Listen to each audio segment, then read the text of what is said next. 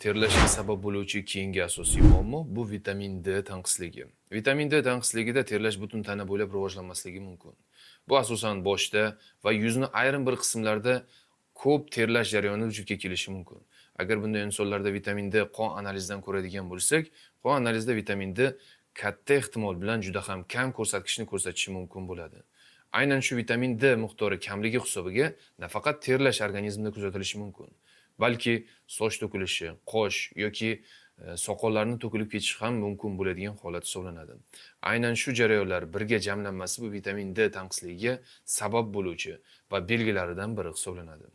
Agar bu holatda vitamin D ni to'liq normaga qaytaradigan bo'lsak, terlash jarayoni ham yo'qoladi va soch to'kilishi, soqol, qosh, kiprik to'kilishi ham xuddi shunday yo'qolishi mumkin bo'ladi va normal sog'lom hayotga inson qadam qo'yishi mumkin bo'ladi.